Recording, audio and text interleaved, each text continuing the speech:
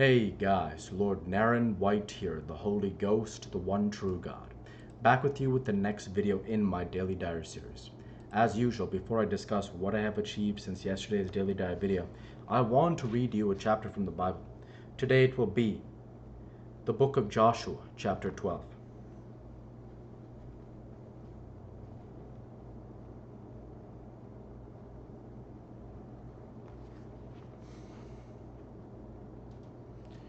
Now these are the kings of the land which the children of Israel smote, and possessed their land on the other side Jordan toward the rising of the sun, from the river Arnon unto Mount Hermon, and all the plain of the east.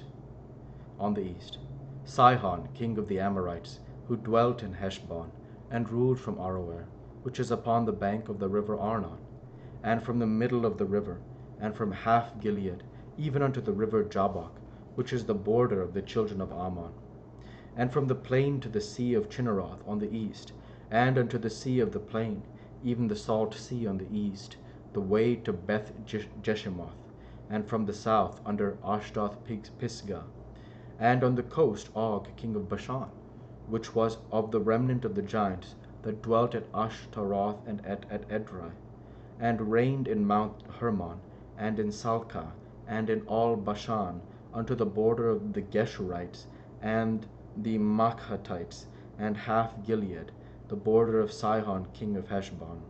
Them did Moses the servant of the Lord, and the children of Israel smite. And Moses the servant of the Lord gave it for a possession unto the Reubenites, and the Gadites, and the half tribe of Manasseh.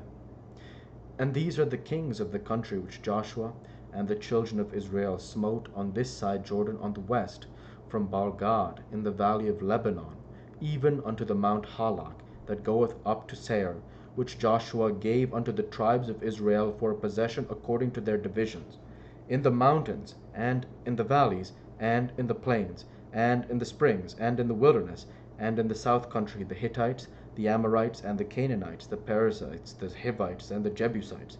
The king of Jericho one, the king of Ai, which is beside Bethel one, the king of Jerusalem one, the king of Hebron one, the king of Jarmuth one, the king of Lachish one, the king of Eglon one, the king of Gezer one, the king of Debir one, the king of Geder one, the king of Hormah one, the king of Arad one, the king of Libnah one, the king of Adullam one, the king of Makkadah one, the king of Bethel one, the king of Tappuah one, the king of Hepher one, the king of Aphek one, the king of Lasharon one, the king of Madon one, the king of Hazor one, the king of Shimron Meron one, the king of Apshap one, the king of Tanakh one, the king of Megiddo one, the king of Kedesh one, the king of Jokneam of Carmel one, the king of Dor and the coast of Dor one, the king of the nations of Gilgal one, the king of Tirzah one, all the kings 30 and 1.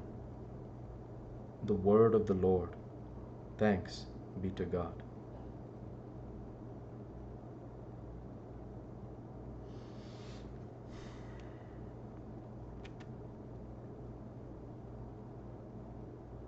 I want to go ahead and discuss in today's episode some of the stuff from chapters 10 and 11 that I didn't get a chance to discuss in yesterday's videos because I wanted to make the videos closer to the 10-minute mark for this week's batch.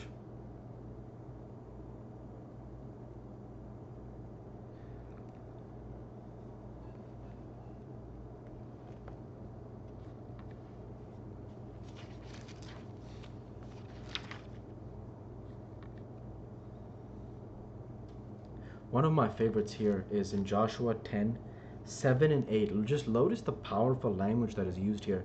So Joshua ascended from Gilgal, he and all the people of war with him, and all the mighty men of valor.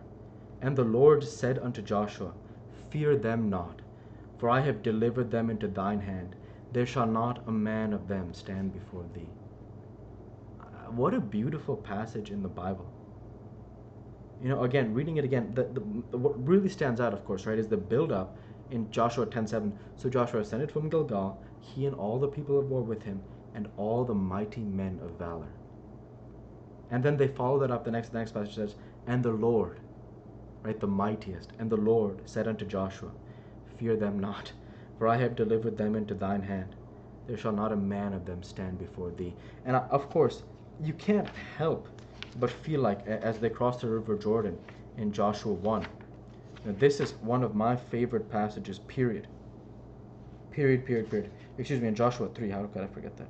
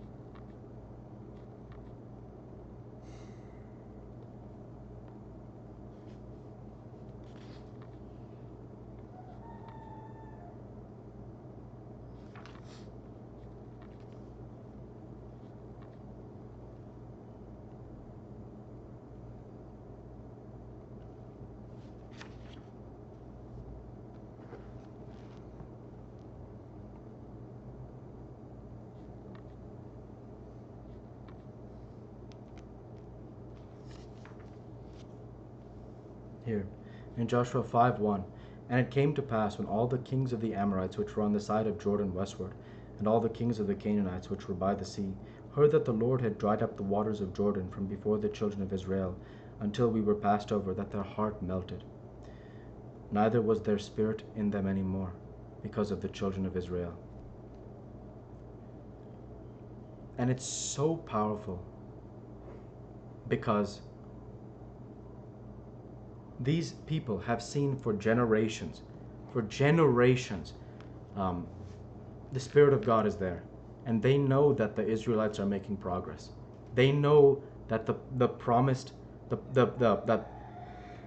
Lord promises all the way from Genesis to Abraham, promises the land of Canaan unto the Israelites. The land promised to Abraham, to Isaac, and to Jacob, a land overflowing with milk and honey. They know it. And finally the time is here.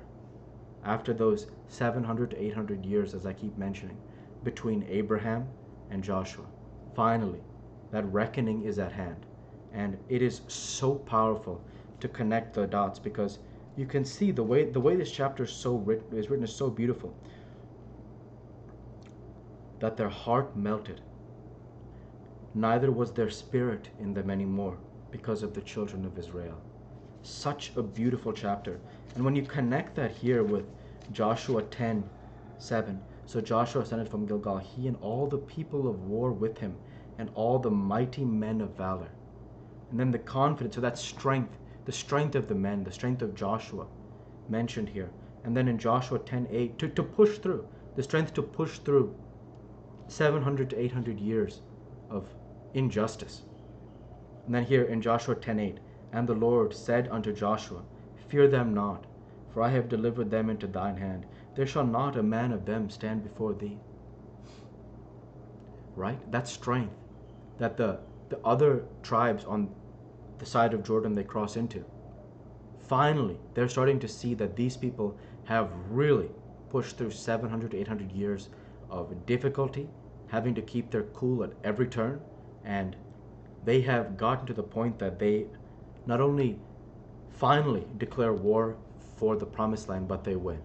And again, by the time you get to Joshua 11:23, where it says, and the land rested from war, it is one of the most memorable parts of the Bible, and one of the reasons I was so excited to finally get to the book of Joshua, because it is in many ways the culmination, for me, spiritually.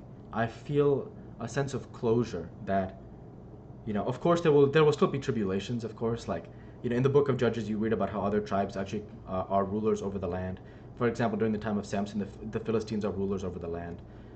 But this is really one of the peak moments you get, again, right? So that it's a good time for the Israelites, and the land rested from war.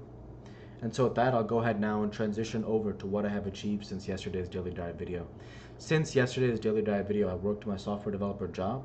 I uploaded and scheduled my daily dive video from 9/11/22, and I have created this daily dive video from 9/12/22. And with no further achievements since yesterday's daily dive video, I want to say thank you for watching, and I hope you enjoyed. Please like, comment, and subscribe, as it greatly helps the channel.